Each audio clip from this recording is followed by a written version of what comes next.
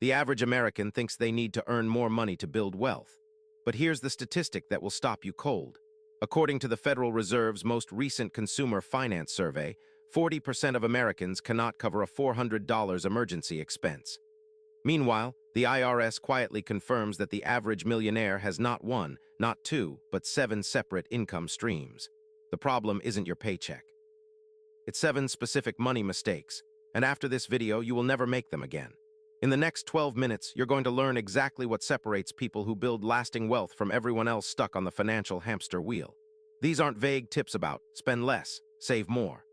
These are 7 documented, data-backed behavioral patterns that millionaires consistently avoid, and that quietly drain the financial futures of ordinary people every single day.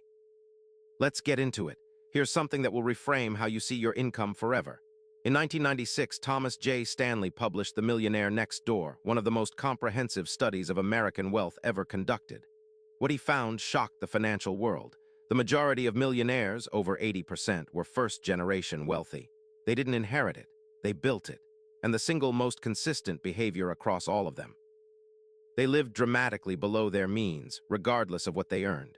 Lifestyle inflation is the invisible tax on income growth.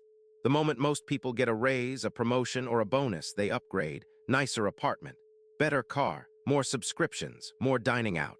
Economists call this hedonic adaptation, the psychological tendency to normalize every improvement in your standard of living almost immediately. What felt like luxury at $60,000 a year becomes the baseline at $90,000. Then you need $120,000 to feel comfortable. The income grows. The savings don't. The numbers are brutal. A 2024 Empower survey found that Americans earning between $100,000 and $150,000 per year save a median of only $2,900 annually. That's less than 3% of income. These are 6-figure earners who feel broke because every raise has been absorbed by a more expensive life. Millionaires operate by a different rule. Income goes up, savings rate goes up, lifestyle stays flat. Warren Buffett still lives in the house he bought in Omaha in 1958 for $31,500. His net worth is over $130 billion. That's not a coincidence, it's a philosophy. When your lifestyle is disconnected from your income, every dollar above your baseline becomes a wealth-building machine instead of a consumption upgrade. The action here is simple but psychologically hard. The next time your income increases, automate at least 50% of that increase directly into savings or investments before it ever touches your checking account. You will never miss what you don't see. Go back to that IRS data point: 7 income streams. That's not an accident or a luxury reserved for the ultra-wealthy. It's a deliberate, systematic strategy. And here's the evidence that it works at scale. A 2019 study published by WealthX analyzing high-net-worth individuals found that 68% of those with investable assets above $1 million had at least 3 distinct income sources before they crossed the millionaire threshold. Not after, before. Multiple income streams weren't the result of wealth, they were a primary cause of it. Most people operate on a single income stream, their job. And a job is, financially speaking, the riskiest possible income structure. You trade time directly for money. If the time stops, layoff, illness, economic downturn, the money stops immediately. There is no buffer, no residual, nothing. By contrast, the 7 income streams the IRS documents among average millionaires typically look like this: earned income from a primary job or business, dividend income from stocks, rental income from real estate, interest income from bonds or savings instruments, capital gains from asset appreciation, business income from a side operation, and royalty or licensing income. Not every millionaire has all 7, but the pattern of diversification is consistent and intentional. The key insight that most people miss is that you don't build all 7 at once. You build one additional stream at a time, often starting with the simplest, dividend-paying index funds, a small rental property, freelance income in your existing professional area.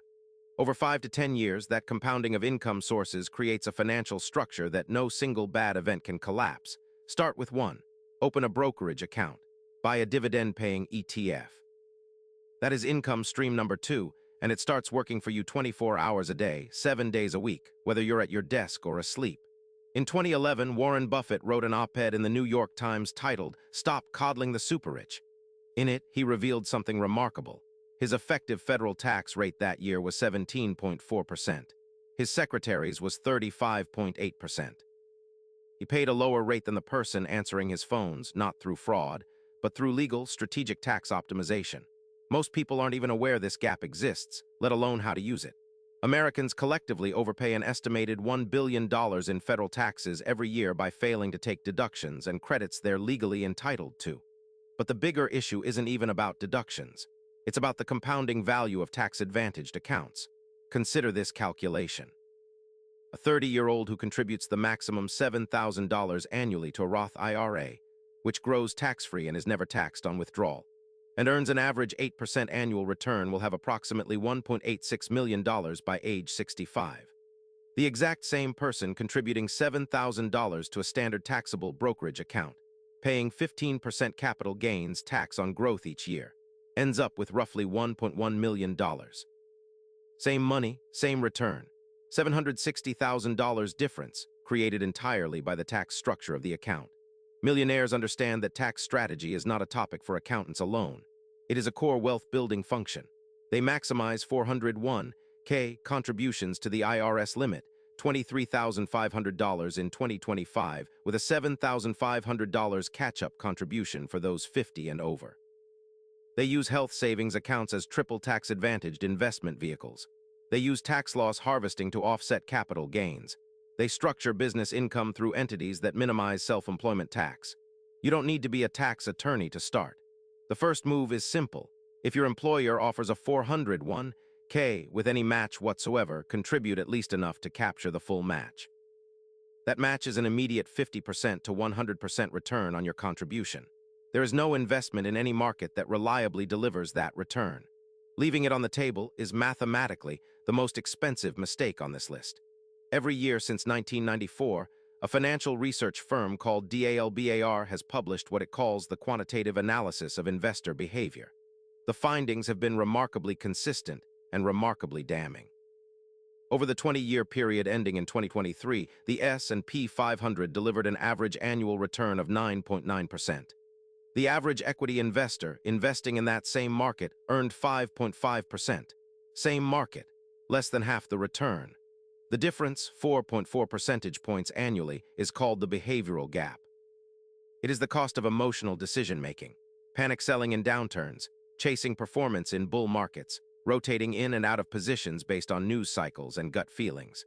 Over 30 years, that 4.4% gap on a $100,000 portfolio is the difference between $1.74 million and $490,000. The behavior is costing people over $1.2 million on a single account. This is the mistake millionaires never make, and the mechanism is straightforward. When markets drop 20%, 30%, or 40%, and they will cyclically, reliably, permanently, the emotional response is to sell, to preserve what's left, to wait until things stabilize. But what that response actually does is lock in losses and guarantee that you miss the recovery. Fidelity conducted an internal study of its best-performing accounts. The accounts with the highest returns shared one unusual characteristic. The account holders had either forgotten the accounts existed or were deceased. They had done nothing. Inaction outperformed action. The structural solution is automation. Set contributions to invest automatically on a fixed schedule regardless of market conditions. This is called dollar-cost averaging, and it forces you to buy more shares when prices are low and fewer when prices are high, the exact opposite of what emotions would drive you to do. Remove the human decision from the equation and the behavioral gap closes automatically. Millionaires don't have superhuman emotional control. They build systems that make emotional investing structurally impossible. This one will be controversial. For decades, the American financial narrative has centered on homeownership as the cornerstone of wealth building. Buy a house. It will go up in value. It's an asset. It's your biggest investment. Robert Shiller, Nobel Prize-winning economist from Yale, spent decades studying this belief. His conclusion, published in Irrational Exuberance, was stark.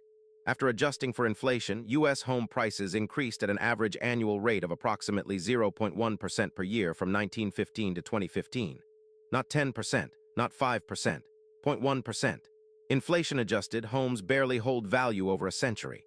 Meanwhile, the costs of ownership compound invisibly: property taxes, insurance, maintenance, which historically runs 1–2% of a home's value annually. Interest payments over a 30-year mortgage on a $400,000 home at 7% result in over $558,000 in interest alone, nearly 1.5 times the purchase price. You're not building equity as quickly as the monthly statement suggests. Here's what's actually happening. Homeownership builds wealth primarily through two mechanisms: forced savings via equity accumulation and leverage. If you put $80,000 down on a $400,000 home and the home appreciates to $440,000, you've made a 50% return on your cash down payment, not a 10% return on the home price. That leverage is real and valuable, but millionaires don't treat a home as their primary investment vehicle. They use it as one piece of a diversified asset allocation. They invest the difference between renting and owning into markets that have historically returned 7–10% annually. They own real estate as rental property that generates monthly cash flow rather than a primary residence that generates monthly expenses. The mistake isn't buying a home. The mistake is buying a home and calling it your investment strategy, while the brokerage account stays empty and the retirement account stays unfunded. Here is the most important number in personal finance. It's not a stock ticker. It's not an interest rate. It's 72. Divide 72 by your annual return rate and you get the number of years it takes to double your money. At 8% returns, your money doubles every 9 years. At 10%, every 7.2 years. Now consider what this means for timing. A 25-year-old who invests $5,000 per year at an 8% return will have approximately $1.4 million by age 65. A 35-year-old who invests the same $5,000 per year at the same 8% return will have approximately $611,000 by age 65. Same investment, same discipline, same return. 10 years earlier, $789,000 more. That extra $789,000 didn't require any additional monthly contribution. It required starting a decade sooner. Warren Buffett's compound interest story is even more extreme. Despite having one of the best investing track records in human history, 97% of Warren Buffett's net worth was accumulated after his 65th birthday. He started investing at age 11. He has been compounding for over 80 years. The math, given enough time, becomes incomprehensible. The corollary to this is equally important. The most expensive financial decision most people make in their 20s and 30s is waiting. Waiting until they pay off student loans. Waiting until they earn more. Waiting until markets seem less uncertain. Every year of waiting at age 25 costs approximately $143,000 in final portfolio value at 8% returns over 40 years, per $1,000 of annual contribution delayed. Millionaires understand this viscerally. They start before they feel ready. They start before the amount feels significant. They start because they know the clock, not the contribution size, is the primary driver of wealth. A $50 per month contribution started at 22 is worth more than a $200 per month contribution started at 32. That's not motivation, it's compound interest arithmetic. A 2021 Charles Schwab survey found that Americans with a written financial plan were twice as likely to meet their savings goals as those without one. They had 3 times the assets by retirement. They were 40% less likely to carry credit card debt. The piece of paper, literally a documented plan, was one of the highest return financial instruments available, and it costs nothing. This is the mistake that amplifies every other mistake on this list. Without a written plan, lifestyle inflation is unchecked because there's no savings target to protect. Without a plan, tax strategy is improvised in April instead of engineered in January. Without a plan, emotional investing thrives because there's no documented strategy to return to when markets panic. Millionaires run their personal finances the way businesses run operations, with documented goals, measurable milestones, quarterly reviews, and course corrections based on data rather than feeling. A personal financial plan doesn't require a financial advisor, though one can help. It requires answering 5 questions in writing. What is your net worth today? What is your target net worth at retirement?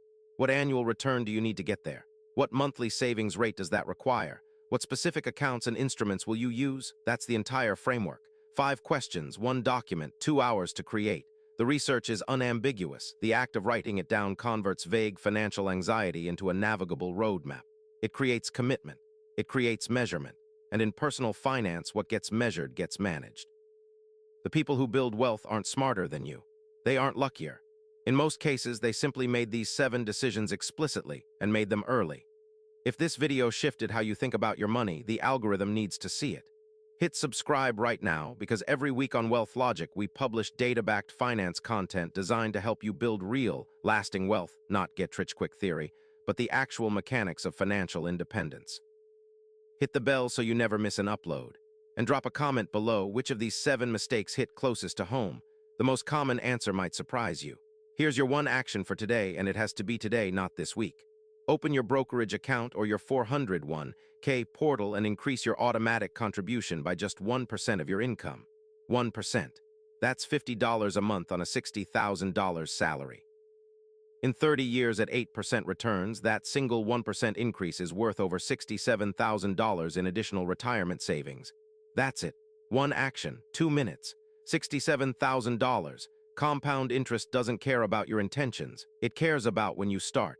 You just learned 7 ways the wealthy protect their financial future. The clock starts now.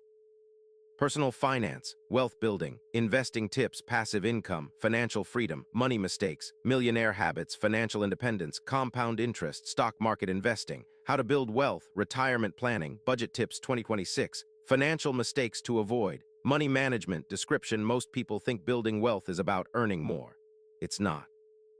In this video, Wealth Logic breaks down the 7 money mistakes that quietly destroy financial futures, and that every millionaire deliberately avoids. From lifestyle inflation and single-income dependency to the behavioral gap costing average investors 4.4% annually, DALBAR, 2023, we cover the data-backed habits separating those who build wealth from those who stay stuck.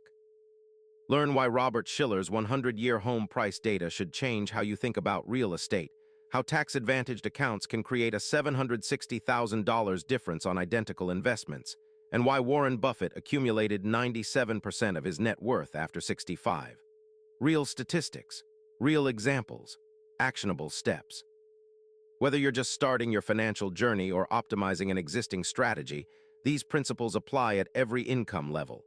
Subscribe to Wealth Logic for weekly personal finance, investing tips, and financial freedom content grounded in real numbers, not hype. Personal finance, wealth building, investing tips, financial freedom, passive income.